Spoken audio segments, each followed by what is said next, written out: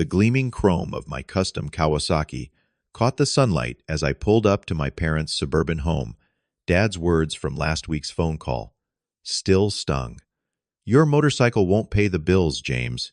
Time to get a real job." Little did he know my passion had become more than just a hobby. For 5 years, I'd been building something extraordinary, something that would silence his mockery forever. My younger brother knew my secret, and today at Dad's retirement party, he couldn't stand the injustice anymore. He was about to expose everything. Hey everyone, before I continue this wild story, let me know where you're watching from in the comments. Hit that subscribe button if you want more real-life family drama. Trust me, this one's about to get intense. I was 7 years old when I first felt that mechanical curiosity ignite inside me. Our garage became my sanctuary as I carefully disassembled my bicycle parts spread methodically across the concrete floor. I still remember the look on my father Thomas's face when he discovered what he called the mess. "What in God's name are you doing, James?" he demanded, hands on his hips. "This is destruction, not creation. Put it back together immediately." I did reassemble that bike, and it worked better than before. But Dad never noticed. My mother Laura, however, saw something in my determination. She secretly bought me repair manuals and whispered encouragement when Dad wasn't around. "Your hands understand machines in a way most people never will," she told me. "That's a gift."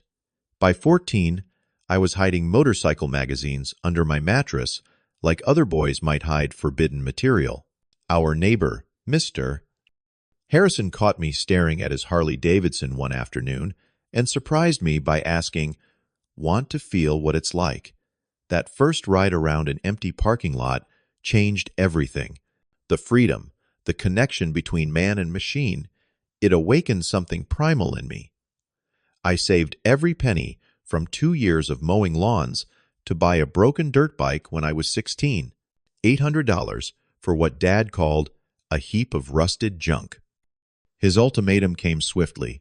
"Get rid of that death trap or move it elsewhere. I won't have it leaking oil in my garage."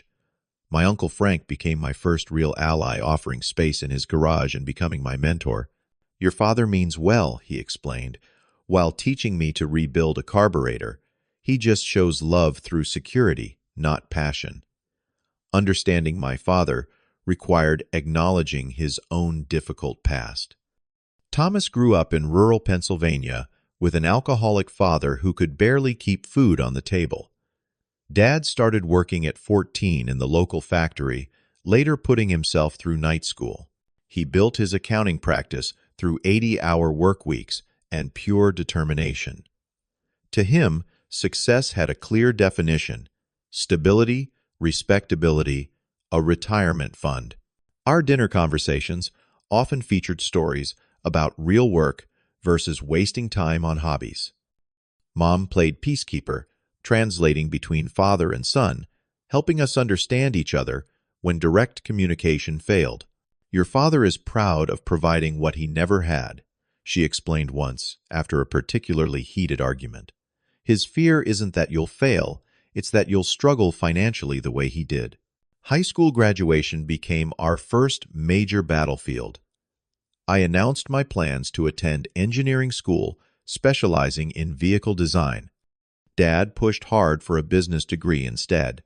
"Engineers work for businessmen, James," he said, slapping the table for emphasis. "You're limiting your potential." The argument escalated until he delivered the line that would echo between us for years. "No son of mine is wasting his potential on grease monkey work." His graduation gift to me, a leather briefcase and business books. Mom's gift came later in private, a professional toolkit and a note saying, "Simply follow your heart." That summer, instead of taking the internship at Dad's friend's accounting firm, I worked double shifts at a local repair shop. Each oil change and tire rotation strengthened my resolve while deepening Dad's disappointment. Mom offered quiet support, but the distance between father and son grew wider. Despite Dad's objections, I enrolled in the State University engineering program that fall. College meant freedom, but also tremendous responsibility. I moved into a cramped apartment with two other engineering students, surviving on ramen noodles and determination. After my freshman year, Dad made his position clear by cutting financial support. "If you're adult enough to ignore my advice, you're adult enough to pay your own way," he declared. I never asked him to reconsider. Instead, I worked at an auto parts store on weekends and handled campus maintenance duties at night. Between shifts, I threw myself into my studies with an intensity that surprised even my professors. Professor Wilson became my first academic mentor, recognizing something in me that others missed. Most students learn the principles he told me after class one day. You seem to instinctively understand why they work. Under his guidance, I entered my first design competition, a modified motorcycle engine with 15% better fuel efficiency. The honorable mention caught the attention of industry representatives attending the exhibition. One business card led to a summer internship at Davidson Custom Cycles, a position I chose over the corporate job Dad had arranged through his connections. I graduated with honors, but the achievement felt hollow when I saw Dad's tight smile at the ceremony. He attended out of duty, not pride. "Now that you have your fun degree," he said, adjusting my graduation cap time to get serious about real work. I found an entry-level position at an engineering firm designing heating and ventilation systems. The work paid the bills, but left my passion unfulfilled. Weekends became sacred as I rented a tiny garage from elderly Mrs. Watson, who found my enthusiasm charming. "Reminds me of my late husband," she would say, bringing me lemonade. He never gave up on his dreams either. The breakthrough came unexpectedly during a cross-country motorcycle trip.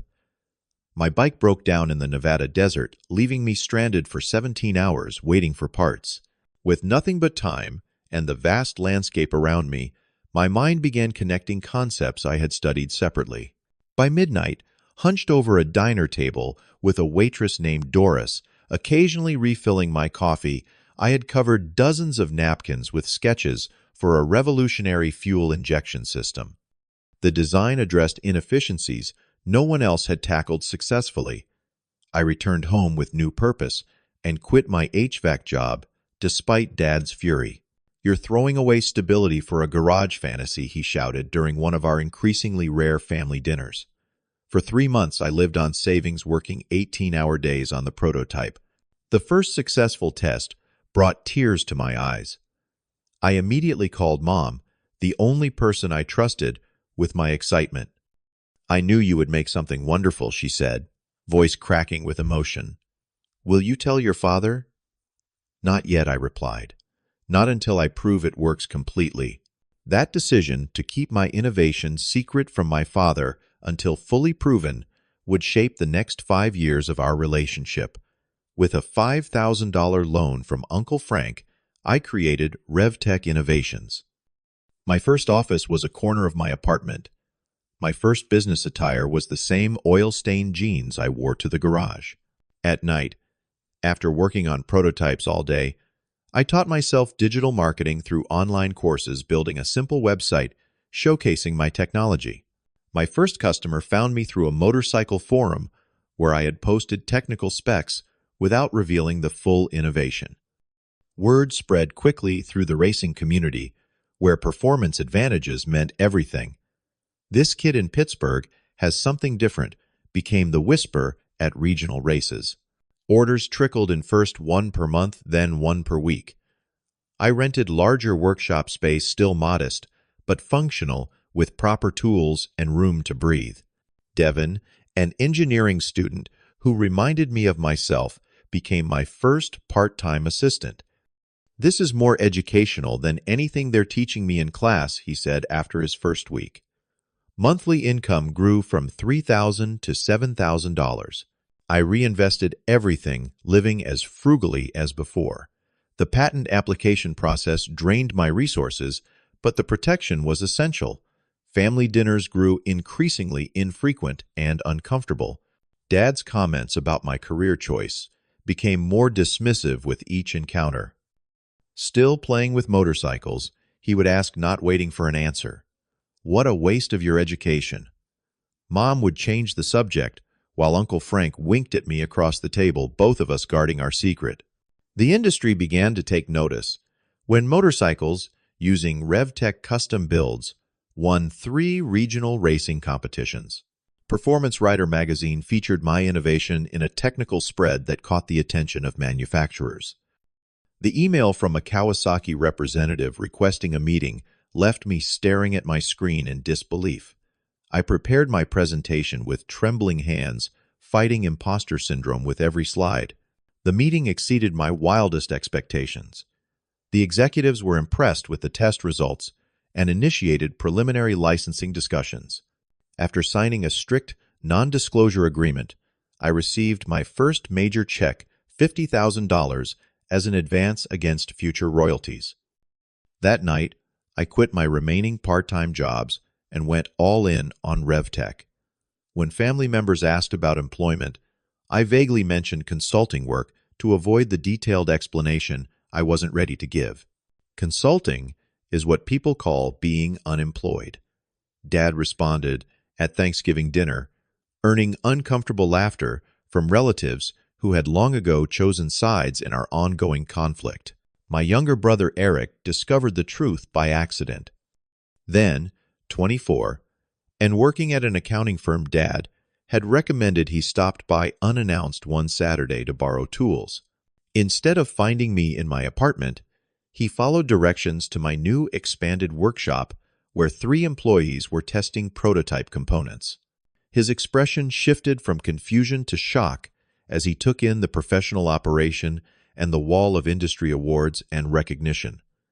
"What is all this?" he asked, gesturing around the facility. "Does Dad know?" I explained the business, the partnerships, the growing success, and my reasons for keeping it quiet. "Why haven't you told him?" Eric demanded. "This would shut him up forever." I struggled to articulate how years of criticism had created a fear of failure so deep that even success felt fragile. "I want to succeed completely before I tell him," I explained. "No halfway victories." Eric shook his head, caught between conflicting loyalties. "I understand both sides," he admitted. "Dad pushes because he cares, but he never learned how to show it properly." That day marked a new bond between us as brothers. Eric promised to keep my secret, but questioned the wisdom of my approach. "He's never going to respect you if you don't stand up to him," he warned. The business continued to expand. The Kawasaki partnership grew to include a custom parts line bearing both our logos. Representatives from Honda and Yamaha reached out with interest in similar arrangements. I moved operations to a legitimate industrial facility and hired an engineering team of passionate motorcycle enthusiasts who shared my vision. Annual revenue projections exceeded $2 million, with growth accelerating monthly. My patent was approved, with additional applications filed for related innovations. The industry recognized my work with an Innovation Award nomination, something I celebrated privately with Uncle Frank and my small team. Eric's frustration grew as he watched our father continue to make motorcycle jokes at family gatherings, completely unaware of my success. "This is getting ridiculous," he said, after a particularly cutting comment about hobby jobs at Easter dinner. "You need to tell him." Mom sensed something had changed, but respected my privacy. "You seem different," she observed. "More confident." "Are you happy?" "James, happier than I've ever been," I admitted, just not ready to explain why. Then came the invitation to Dad's retirement party, a formal affair at his favorite steakhouse downtown. The embossed card sat on my desk for days before I RSVP'd anxiety building about the inevitable questions about my own career. The evening of Dad's retirement party, I arrived at the upscale steakhouse on my motorcycle, parking it several blocks away to avoid immediate commentary. The restaurant's private room was filled with extended family, aunts, uncles, and cousins, including successful doctor cousin Ryan and lawyer cousin Amanda, whose conventional career paths had earned my father's vocal approval over the years. Dad was in his element as the respected retiring executive proudly displaying the industry award presented earlier that day. I slipped in quietly, accepting a glass of champagne from a circulating waiter. The seating arrangement placed me between Mom and Eric, a buffer zone created through Mom's careful planning. "You're late," Dad observed when he finally acknowledged my presence. "Traffic problem with that motorcycle." Again, I forced a smile. "Good to see you too, Dad. Congratulations on your retirement." His retirement speech hit all the expected notes: hard work, dedication, stability. I noticed how his eyes drifted to me during pointed comments about clear career paths and responsible choices. Mom squeezed my hand under the table while Eric's jaw tightened visibly. When toast time arrived, Dad recognized each child's achievements, his voice swelling with pride as he described Eric's new promotion at a prestigious accounting firm. Then he turned to me with that strained smile I had known my entire life. "And James." He paused, glass raised, still following his passion. "Your motorcycle won't pay the bills, son, but maybe you'll figure things out eventually." Uncomfortable laughter rippled through the gathering. Uncle Frank frowned openly at his brother's remarks, while Mom's fingers tightened around mine beneath the white tablecloth. "I happen to know Uncle Robert has an opening in corporate development." Dad continued, oblivious to the tension. "Time to put away childish things, son. You're 30 now."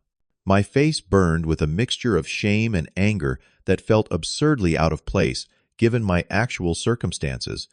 In that moment, a lifetime of dismissal crystallized into sharp focus, success, or failure.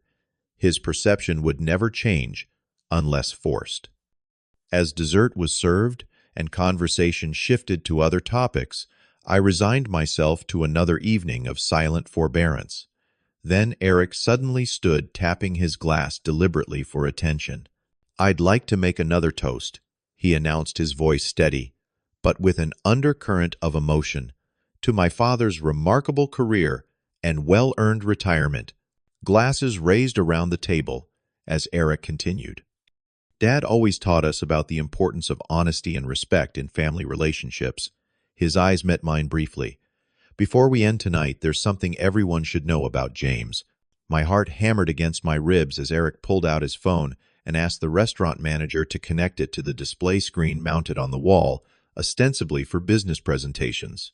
"What are you doing?" I whispered. But Eric ignored me. The screen flickered to life, displaying professional photos of Revtech's manufacturing facility, the clean room where precision components were assembled, the testing area where motorcycles roared on dynamometers, the wall of patents, awards I had accumulated over 5 years of intense work. "This is my brother's company," Eric explained to the stunned room. He swiped to the next image, an excerpt from the motorcycle magazine feature highlighting my innovation. "Revtech components are now used by 3 major manufacturers," he continued, swiping to a screenshot of Kawasaki contract figures that made Aunt Martha audibly gasp. The final element was a 30-second clip from an industry interview where I explained the technical advantages of my fuel injection system. The James on screen spoke with confidence and authority, a stark contrast to the dutiful son sitting uncomfortably at the retirement party. When the clip ended, Eric turned to face the gathering. "My brother isn't finding himself. He's found himself. He's a successful entrepreneur and inventor whose work is revolutionizing an entire industry." Stunned silence fell over the room. I watched my father's face cycle through disbelief, shock, and confusion. "That contract amount," Aunt Martha finally exclaimed, breaking the tension. "That's more than Thomas made in 5 years at the firm." My cousins, with their prestigious degrees and conventional careers, looked both surprised and impressed. Several relatives immediately pulled out phones, undoubtedly searching for more information about my company. Dad attempted to recover his voice, uncharacteristically uncertain. "I always supported James in my own way." Something snapped inside me. After years of silence, I finally found my voice. "No, Dad. You never believed in me. Not once." The raw, honest confrontation that followed drained decades of accumulated tension. Every dismissive comment, every comparison to more conventional relatives, every mockery of my passion, I laid them all bare. I kept it secret because I was tired of trying to earn your approval, I admitted. Nothing was ever good enough. Dad grew defensive, his voice rising. I was trying to protect you from disappointment. I didn't need protection. I countered, my voice steady, despite the adrenaline coursing through me. I needed support. Mom wiped tears that were both sad and proud, while Eric stood firmly beside me, brothers, presenting a united front for perhaps the first time since childhood. The party ended awkwardly, family dispersing with whispered conversations and backward glances. I rode home alone through night streets, the cool air clearing my head as I processed the intense emotions of the evening. Later that night, Mom called. "I should have stood up for you sooner," she said, her voice thick with regret. I thought I was keeping peace, but I was enabling his behavior. Text messages flooded my phone, relatives, offering a mixture of congratulations and apologies for not understanding sooner. Eric came over with a six-pack, and we talked until sunrise about family dynamics, expectations, and the complicated nature of love and approval. "I shouldn't have done it that way," he admitted, picking at the label on his beer bottle, "but I couldn't take it anymore. The way he treated you while you were building something amazing, it wasn't right." My feelings remained conflicted, vindication mixed with the hollow recognition that the moment of triumph had come through confrontation rather than acceptance. 3 days passed with no word from Dad. I threw myself into work, focusing on new designs rather than the uncertainty hanging in the air. Then came an unexpected visit from Uncle Frank. "Your father is struggling," he explained, settling into the chair across from my desk. "He's proud but doesn't know how to say it. His entire worldview has been challenged." That evening, the first awkward text arrived from Dad. "Can we talk?" While the family drama played out, my business continued flourishing. I signed an expanded contract with Kawasaki and finalized a new deal with Honda. The facility expanded again, and staff grew to 20 employees, all passionate motorcycle enthusiasts who understood the vision. A major business publication ran a feature titled "Revolutionizing Motorcycle Performance," complete with photos of me in the workshop. The first production motorcycle with Revtech technology hit the market, immediately selling out its initial manufacturing run. A video went viral of a professional racer breaking a track record using my innovation.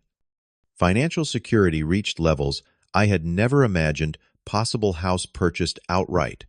All debts cleared and investment accounts growing steadily.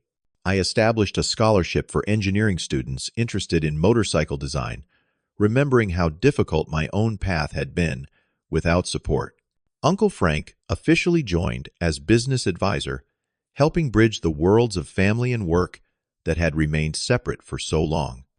Success felt meaningful, but the unresolved relationship with my father cast a shadow over achievements that should have brought uncomplicated joy.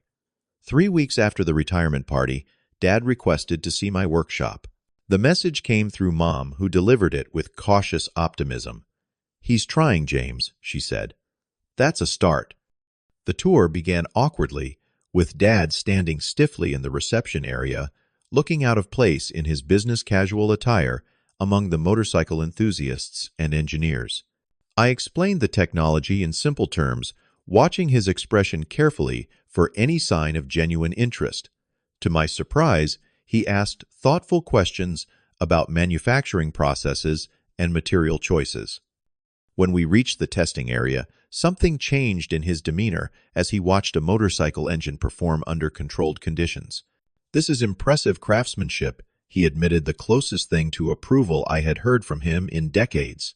Before leaving, Dad returned to his car and brought in an unexpected package, my childhood tool set, the one I thought had been discarded years ago. "Your grandfather gave me these when I was your age," he explained, his voice uncharacteristically soft. "I should have given them to you sooner." We shared a small, collaborative moment, solving a minor mechanical issue with one of the prototype engines. As we worked side by side for the first time, Dad revealed something that explained decades of conflict. "I wanted to be an architect," he confessed. "Drew buildings constantly as a kid. My father called it a waste of time, said I needed a real profession that would provide security." The revelation illuminated the roots of his fears and expectations. He had transferred his own unfulfilled creative ambitions into rigid expectations for his sons. We established a new tradition, Sunday morning coffee, at a neutral location, gradually rebuilding trust through small conversations about business, family, and occasionally motorcycles. Mom observed the slow reconciliation with joy, though she carefully avoided pressuring either of us. The journey toward self-acceptance proved as challenging as building my business. I started therapy to process family issues and the strange disorientation that came with newfound success. "You spent so long fighting for validation that you never prepared for what happens after you get it," my therapist observed. "Now you need to define success on your own terms." I recognized unhealthy patterns. I didn't want to repeat the need for external approval, the tendency to hide achievements out of fear of criticism, the habit of discounting praise when it finally came. I began mentoring young engineers with unconventional ideas, creating the supportive environment I had longed for. Speaking at my former engineering school about entrepreneurship became another way to transform my experience into something constructive. "The most important skill isn't technical," I told students. "It's believing in yourself when no one else will." My approach to relationships transformed as well, built on authenticity rather than the performance of meeting expectations. I met Alexandra at a motorcycle exhibition, an environmental engineer who rode a vintage Honda she had restored herself. Our connection developed naturally, with no parts of myself hidden away. "You talk about motorcycles the way poets talk about love," she observed on our third date. "It's not just engines to you, it's possibility." Finding balance between work passion and personal life happened gradually with deliberate choices to step away from the workshop at reasonable hours. The joy in the craft itself returned distinct from business success or family approval. For the first time in my adult life, I felt comfortable in my own skin, owning both successes and failures as part of the same journey. The moment that signaled true healing came unexpectedly at a motorcycle exhibition featuring Revtech technology. Dad attended at my invitation, standing awkwardly among leather-clad enthusiasts, until a stranger asked about the fuel injection system on display. I overheard Dad's response from several feet away. "My son designed that." The simple pride in his voice contained no qualifications, no comparisons to conventional success. Later that week, we had a conversation that would have been impossible years earlier. "I understand now that my criticism came from my own fears," Dad admitted, "and from love, however badly expressed. I wouldn't change the path," I told him truthfully. "The struggle made me certain of what I wanted." We reached a new understanding. His definition of success wasn't wrong, just incomplete. Security mattered, but so did passion and purpose. The following month brought another milestone. Dad agreed to ride motorcycles together for the first time. At 65, he mounted a beginner-friendly cruiser with the concentration of someone determined to understand his son's world. "I see why you love this," he said afterward, removing his helmet with shaking hands. "The freedom is unexpected." Looking back on the journey from that 7-year-old disassembling his bicycle to the man I became, I realized that success wasn't proving others wrong, it was proving myself right. The authentic life I built became its own reward, more satisfying than any vindication. Sometimes the road less traveled is where you find not just your calling, but yourself. The path might be harder, lonelier at times, but the destination becomes uniquely yours. The greatest freedom comes not from external validation, but from the courage to live truthfully, engine roaring wind in your face, on your own terms. What dreams are you following, despite others telling you they are impossible? Have you ever had someone underestimate your passion, only to be proven wrong later? Share your stories in the comments below, and if this resonated with you, hit that subscribe button for more real-life experiences about following your passion against all odds. Remember to like this video if you enjoyed it and share it with someone who needs encouragement to stay true to their dreams. Thank you for riding alongside me today. Keep building, keep believing, and never let anyone tell you what is or is not possible.